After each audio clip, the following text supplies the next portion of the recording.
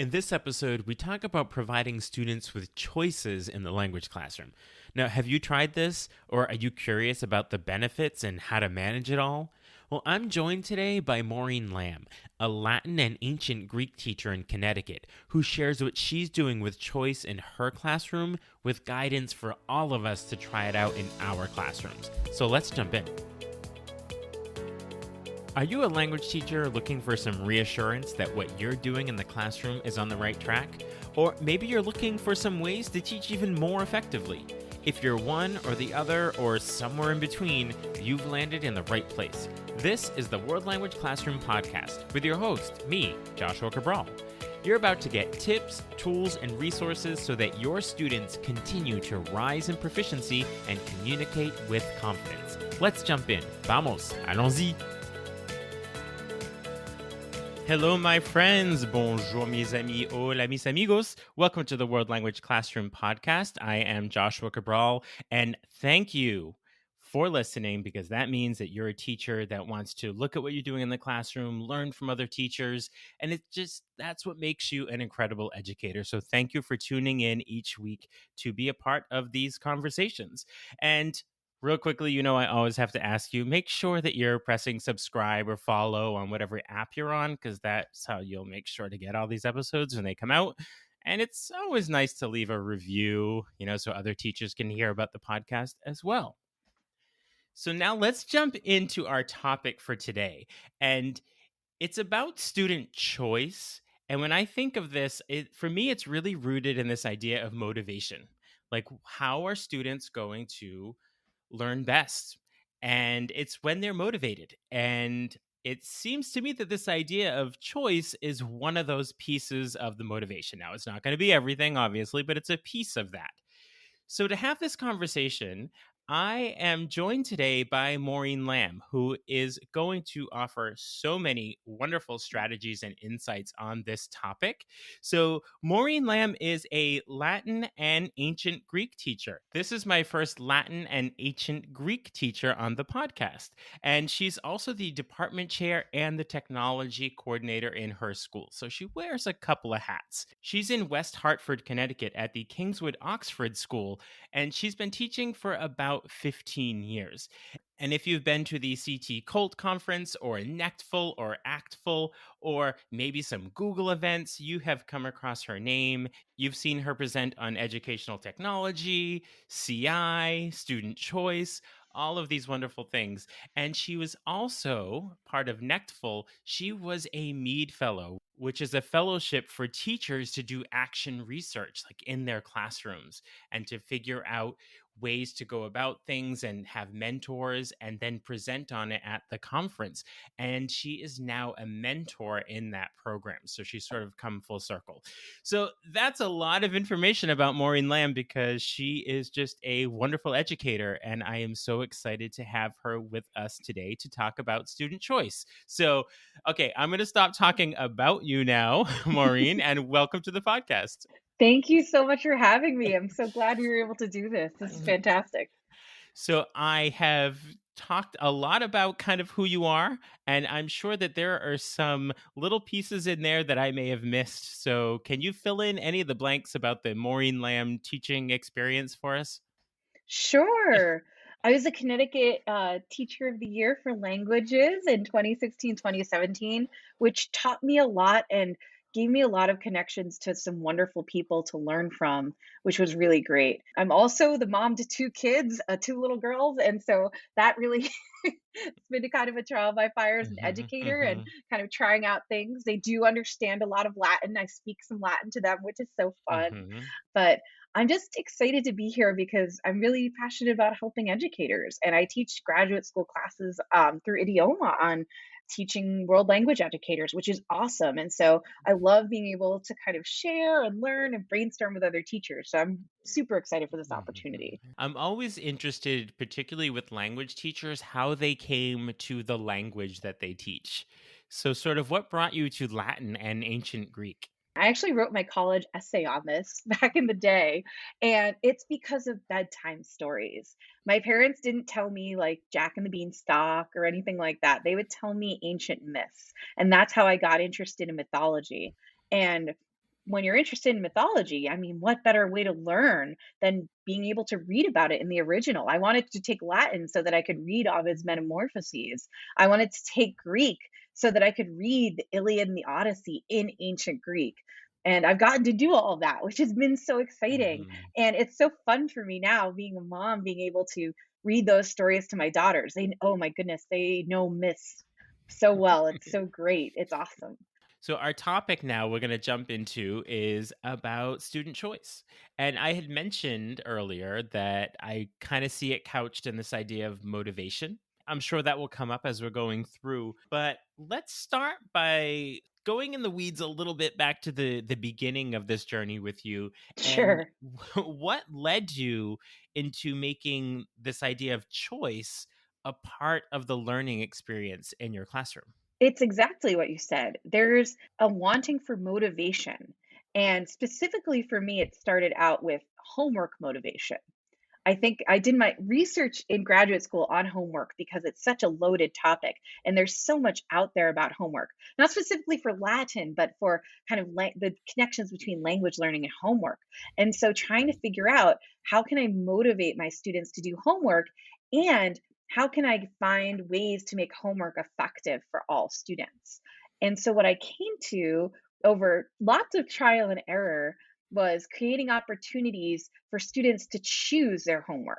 Right now, I call it the homework playlist that I give them. And so they can go through, I have about 5 or 6 things on that playlist that they can do, and they get to choose. Do they want to review a Quizlet? Do they want to watch a video of me explaining what we went over that day? They want to play a Bookit? Just what really works for them? What is something that's going to get them to extend their learning outside of class time? Giving them the agency and the motivation to do it, I find that students are way more likely to do their homework.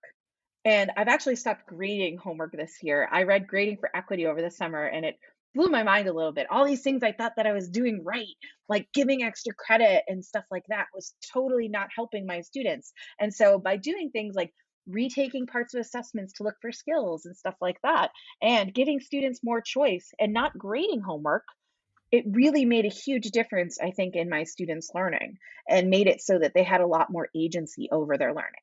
And I was having such success with doing the homework choice that I actually moved it to different activities in class for choice. So sometimes we even will have a playlist in class. So students will come in and instead of a do now, there'll be 4 or 5 activities.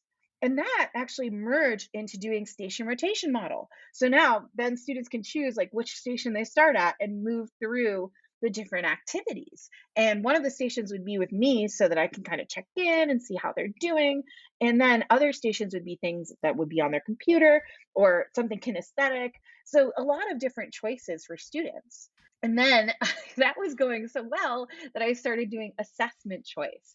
And at first, it was little things in assessment choice, little things that would give students agency. For example, writing 15 questions and having students pick 10 to do, or having 4 sections of a test and having students pick 3 of the 4 sections to complete, and making sure my math was right so that it would all still add up to 100. But it worked out. And then I was really trying to teach more towards proficiency. And you don't hear often about a lot of Latin and ancient Greek teachers teaching for proficiency, but that's what I decided to do. And so now I do something where students are doing their skills, such as their interpretive skills or interpersonal skills or presentational skills, but now they have a choice about what they can do to demonstrate those skills. Mhm. And I think that's kind of the culmination of student agency, is after students have gone through the learning process, then they can show what they know and choose how they're going to do that. Already so much I want to unpack from what you just said, I have to say. That's a lot, I know. No, no, it's great. It's great because I'm already thinking very differently about the word choice based on some things that you said. Mhm. I think a lot of times like the idea of a choice board, it's usually something done as homework. It's Right. sort of a choice with homework, and just you pointing out that having stations in the room that they're choosing in that place gave me a different mindset already, that involves choice as well. Mhm. And at the very beginning you said that you figured things out through trial and error. these are your successful trials we're hearing about. And I'm just curious if you don't mind, because I think teachers that are sort of in the trenches trying to figure this stuff Yeah. out, like what were some of the errors that happened that you're like, that didn't work. I shouldn't do that. Just in case there's a teacher listening who might be doing that and they're like, oh yeah, maybe I shouldn't. Okay, here are some ones that did not work. I've done student choice with novellas for a very long time. So I decided to do book clubs with my novellas and then have students choose their own books. But they all chose just to be with their friends, and then they would just chit chat with their friends the whole time. And so now I do books based on interest and try to keep the chattier friend groups probably in different groups and kind of manipulate it just a tad bit so that it's more effective learning time. They still Hmm. get some choice in the matter, but Hmm. it's a little more directed, let's say. Hmm. I also tried a choice board that did not go over as well, that was point based. So there were a bunch of activities on there that added up to 100. And I made the mistake of not saying that students couldn't repeat activities. So some of them just did the 5 point activities 20 times. And so it was completely my bad. And I really should have understood that that was not going to be an effective learning process. I switched from that later on. Someone had made this really cool slide deck. I can't remember who. I wish I could credit them on the Floor is Lava show. And so what I did was I made a choice board as lava where students had to get different pieces of furniture to go across the board, let's say. And that was more effective. And that kind of went to that after I did the points, and that seemed to be a better way of doing it because they could only use each piece of furniture once. So that way they could only use one once. And I have to credit Amy Bernard Mason because she had a choice board that was color coded and students had to choose two or three different items of different colors. And I felt like, oh, that's good. That's a way to really vary it up. And so what I did was I took that and I adapted it, but the different colors were different skills. So let's say one is an interpretive skill, another color would be an interpersonal skill, and another color would be a presentational skill that students would have to demonstrate. Okay. So a point of clarification when you were Yes, of talking course. about the one of the errors when you first did the novellas. Right. So essentially I want to make sure I understood this right and correct me if I'm Of wrong. course. But that was more of students were choosing the content to focus on, and now you have your content and they're Mhm. choosing how they engage with it. Would that be right? Oh, for the novella book clubs? Or anything really. So Oh, when you're sure. looking at choice, are they choosing content, or you have the content that the entire class is going to be focusing on and Mhm. they're making choices about how to engage with it? Or are they choosing content? I would say both things. So Okay. sometimes they're choosing content. So, for example, when I'm having students choose what skills they're demonstrating, they have choice about which passages they're going to use or which text they're going to use and focus on for that. I also have students choose when it comes to some of the projects that I do. I do a modified Genius Hour project with my Latin 3 course that I call the Fun 45 because I don't like the name Genius Hour, but it's an 8-week research project I do with them, and they can pick. This is another blunder. I'm gonna be honest about. The first year I did it, they could pick anything they wanted to in the ancient world, and that got a little bit complicated. So in years following, I picked a broad topic that they had to choose from and came up with some ideas with them within that broader topic. And that seemed to work a lot better because then I wasn't pulling every book off my shelf. I was just kind of limiting it a little bit, which was Mhm. nice. And so some of them in the past, one of the topics, one group of students was really into the underworld, so they all did research projects based on the underworld, again using authentic Latin resources and archaeology to back up their claims.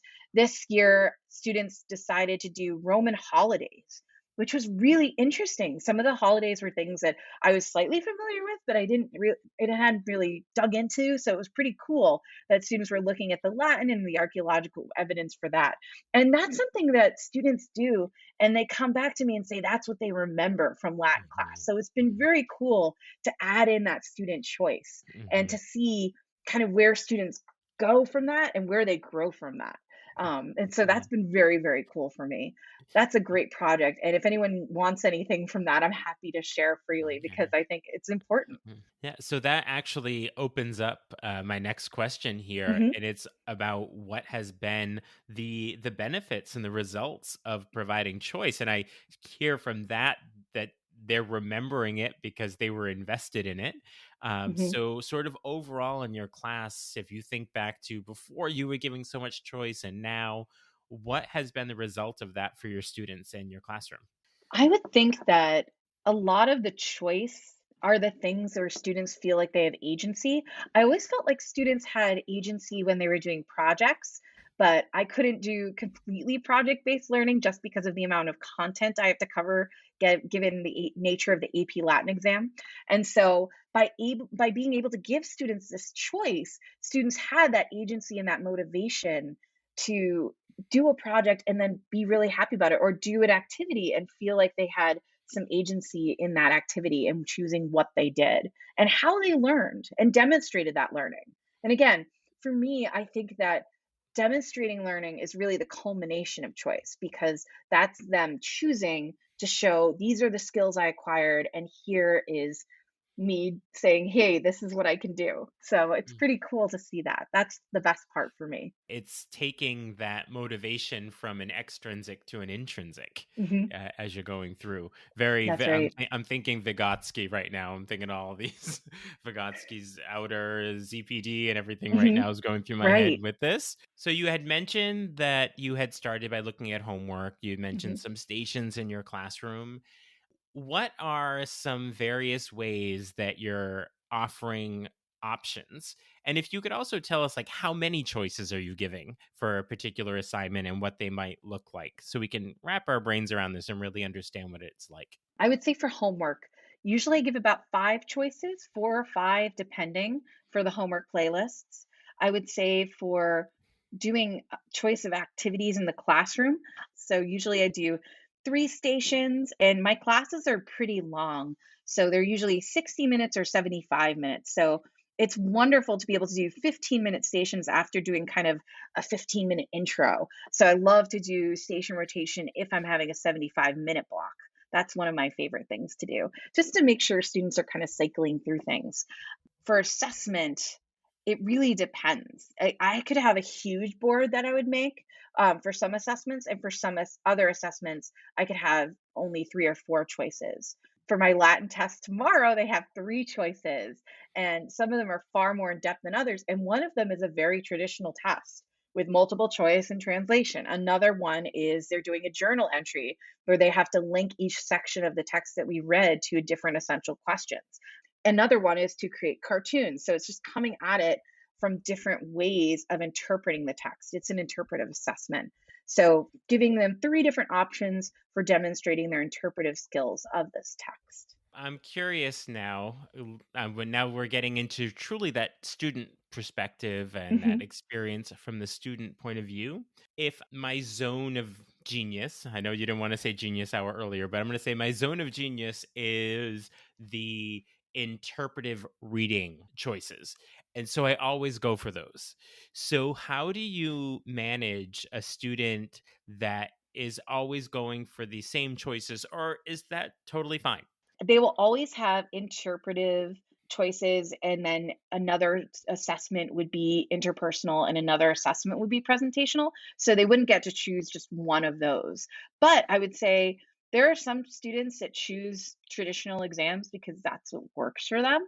And I'm okay with that. If that's Mhm. what they feel comfortable doing, then by all means. But for the students for whom the alternative assessment is really the way they can show what they know, I feel like it's really important to have that so they can demonstrate their knowledge because not all students learn the same way. And so maybe you have those kind of like 4 percenters who are awesome and want to do all the translation all the time, but you have those other students who know what's going on, that the translation is either too stressful for them or just doesn't work for them. And so by giving them another means to demonstrate, I understand what's going on in this text, that's a way for them to show what they know and get acknowledgement for having achieved that skill. Do students know what the choices are in advance, particularly for an assessment? Yes, they do. I don't want any surprises on my assessments ever. Students even have a full practice assessment before most assessments, just so they know exactly what is expected of them. I don't want any gotcha questions, and I want to be assessing students always on the content and their skills, never on the types of questions asked. So they always know what to expect. I'd like to talk about the logistics of it a bit, Hmm. because I think this is going to be what is top of mind for teachers listening to this who haven't really grappled with this idea of choice Hmm. and how to manage it all. And the first question with that is, in terms of placing letter grades or number grades. I'm not sure what you do in your school, but traditionally that's what teachers are going to have to do in their schools. Are you assigning the same letter number value to the different choices? And help us understand that a little better. I would say that yes, I do assign letter values, or in my case, number values usually that get transformed into letter values to student work. And when I'm assigning student work, I come up with rubrics that I share with students in advance so they know exactly what's expected. Again, no surprises, and they know how they're going to be graded. And so they know in advance what the expectations are, what they need to do to be successful. And I think that's really what's important. Again, no surprises, just really making sure students understand expectations. Sometimes I model things for students. So, for example, if they're going to be doing some sort of kind of alternative assessment and they're not really sure exactly what that should look like, I might model that for them by creating something so that they can take a look at it of another passage, not the passage they would be evaluated on, but just so that they can see exactly what would be expected for that. But Mhm. I think in terms of grading, they would be all receiving letter grades and at the end of the day, but they might be graded on different rubrics. They might be graded a little bit differently, just depending on what they choose. And I'm speaking broadly just because there can be so many different things that can Mhm. be offered that there's no kind of one size fits all answer to this question, if that makes sense. Right, right. No, I hear that. I think that often when teachers are trying something new, it always, I shouldn't say always, but it often feels like it's very overwhelming to go into it, and to hear you talk about, well, there are five choices for this. And so I'm sure teachers are thinking, so I have to come up with five different assessments instead of one assessment. And I've done some of this choice stuff myself, and what I've found is there are those things you can reuse. First off, you can use it for the units going forward. Like if you ever do that unit again, you have them. But also, and I'd love to hear your thoughts on this, the idea that you have some of the choices that will work for any unit, like they go for any of the content that you're doing. So there some choices like that are able to be easily modified or just put onto other content that teachers could use. Could you tell us about some of those? I think that probably the number one that I use over and over again are cartoons. I feel like that's a really cool way for students to show that they understand the text. Is creating a cartoon, and so they'd have the language in the caption, and then they would illustrate the language above the caption, and that could be using Google Drawing, that could be using Storyboard that, or I have some very talented artists who like to draw their own pictures. And so there's a lot of different ways to do it. And I practice this with my students using whiteboard in class. So I'll give them one sentence at a time and have them show this. So I don't like to give any choices that we haven't gone over in class as kind of an informal activity. Nothing that is being evaluated, but just something that we have gone over together. Even if it's just bits and pieces of what the choice will be, I find that it's really helpful to go over kind of the components of demonstrating the skill in class before students are doing the culminating activity. Mhm. And so they can become very comfortable with that. That's definitely one I use a lot. Also, doing different retells. Now, these can be everything from doing retell with pictures, doing a retell that's modernizing something, doing a retell with emojis, or the ones a couple of my students did today, they were laughing out loud. They were retelling the story with memes, and they were just giggling at themselves because they were having so much fun. It was very cool to see only two students chose it, but they were so excited and showing their friends afterwards, and it was just really cool to see that. So definitely doing things with story retells. Another thing I like to do for interpersonal activities is I like to have an in-class debate. I generally use kind of the spider web activity where I write out all their names and kind of go from name to name, and I have my own little symbols for what like an excellent contribution is, or what, like, oh, maybe that person talked too long, or maybe that person didn't talk enough. But that's just something we do in class, and then what I grade is them doing it on Google Classroom. They type it all out. And so that's something I do often. So because I feel like when they're going through the discussion in class, then they're kind of throwing ideas around, getting some feedback and going through it. But then when they're being evaluated on it, that's when they can type it out. And there are some students who don't talk in those types of situations very much. And so I like to give them the opportunity to show what they know as well. I'm curious about the rest of your department, your colleagues, Mhm. and are they doing something with choice in their classrooms as well, or is it kind of a one-off? I'm just curious about the collaboration that can happen with this. We did this during the pandemic as kind of a final project for students, was giving them some choice. But at the time, it worked for some people and it didn't work for other people. So we've moved instead to having students do an interpretive task, an interpersonal task, and a presentational task for the final assessment. And that seems to be working well. And I've actually honed that a lot. I work with Dr. Michael Orlando on doing choice with proficiency. And we've done a lot of really cool research and figuring out choice boards and things like that. So I'm very inspired by my work with him in creating this. It's been very cool. One of the things that came out of the pandemic experience of teaching, I've very much, if you've heard me talking on the podcast before about this, that yes, challenging pandemic teaching, but what were those opportunities that came out of it? And I think that because there was hybrid going on, there was a lot of Zoom in the entire class, that teachers started doing a lot of things like choice boards that students were able to do on their own and with that choice. And I don't know that so many teachers would be continuing to do it now if they didn't have the opportunity, if you want to look at it that way, during the pandemic, to look at that option. So Yeah. it's really good that, like, that's something that's come out of it. And granted, yes, it's been challenging times, but there's been some lemonade made from those lemons, and I think that this idea of choice is one of them. Absolutely. And I think that during the pandemic, students were in all different situations. And so having choice was just a more equitable way to make sure students were Mhm. still engaged with the material. And I think that many teachers are saying that even continuing with choice is a great way to keep students engaged with material and eventually demonstrate how they understand the material. So I Mhm. think it's something that's not necessarily going away, but I do agree. I think it came to the forefront because of the pandemic, which is fantastic in Mhm. some ways. Again, Mhm. lemonade out of the lemons.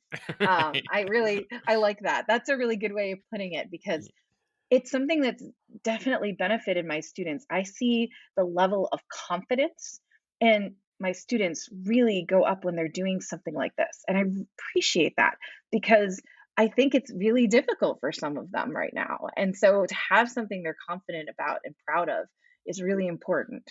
So, speaking of confidence and being proud, I would be really interested to hear where your inspiration continues to come from. I can tell with you talking about this, your whole demeanor, you're very excited about it. So, something is keeping you inspired with your teaching. Where's that coming from? The students keep me motivated. I do it because I love working with students and I love seeing the light bulbs. I love seeing them grow confident in themselves. And I am so fortunate that I get to teach many of my students for 4 years. So I really get to know my students in a way that other teachers don't. And I'm so grateful for that because I get to see them grow and learn and do things that they didn't even think they could do at the beginning. And it's just Hmm. wonderful to see that.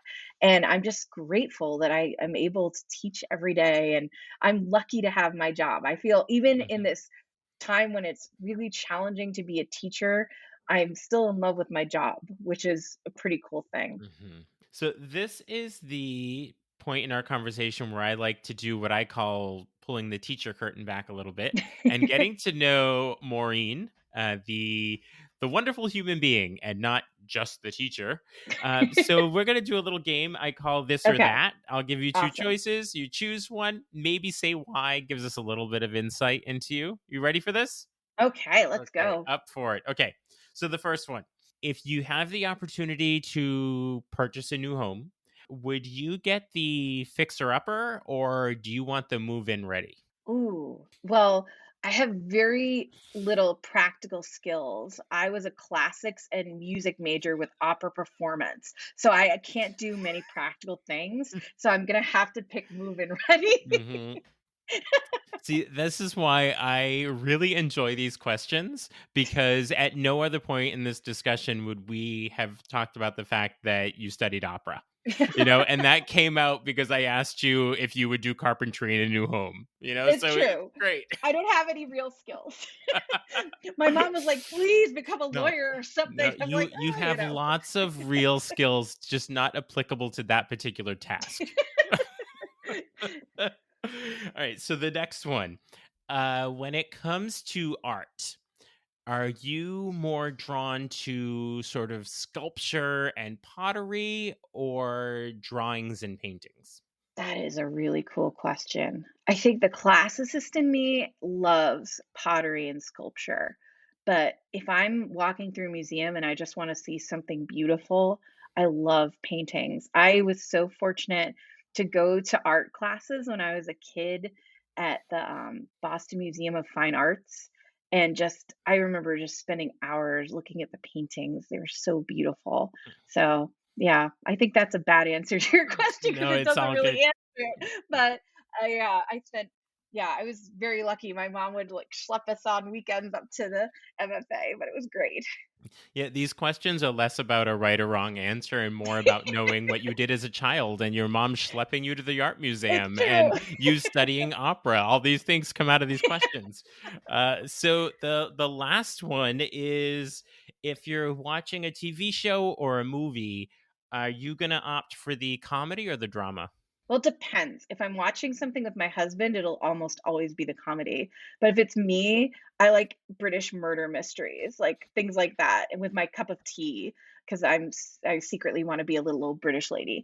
So, So we are officially kindred spirits because British murder mysteries are totally my thing. oh my gosh, we Oh should yeah, exchange yeah. shows. Like Awesome. on Amazon BritBox, it is my everything, everything. All I of the love it. British Oh, murder that's awesome. mysteries.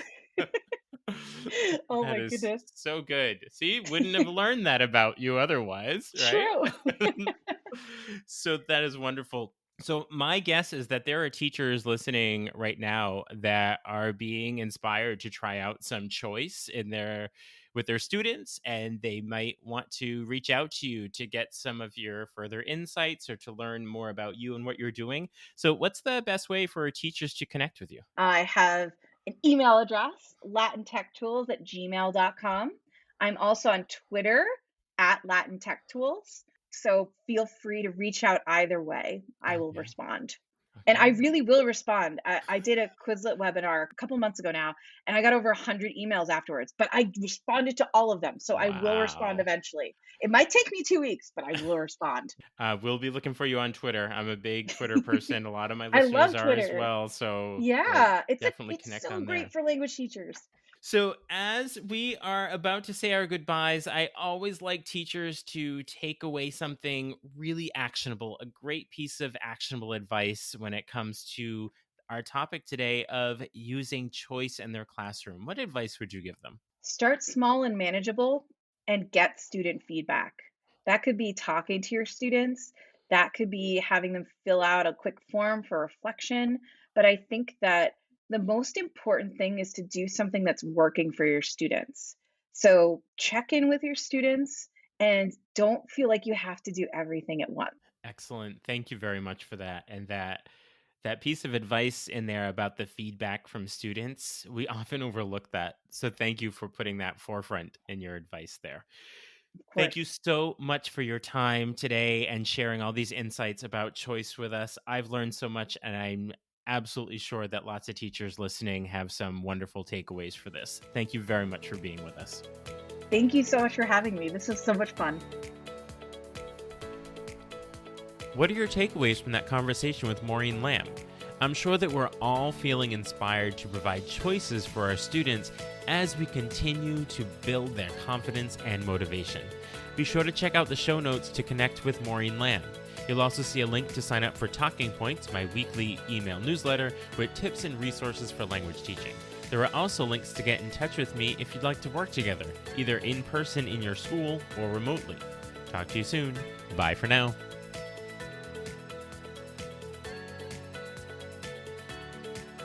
You've been listening to the World Language Classroom podcast. Be sure to follow or subscribe wherever you're listening so you don't miss a single episode. Let's continue the conversation on Twitter, Facebook, or Instagram at WL Classroom.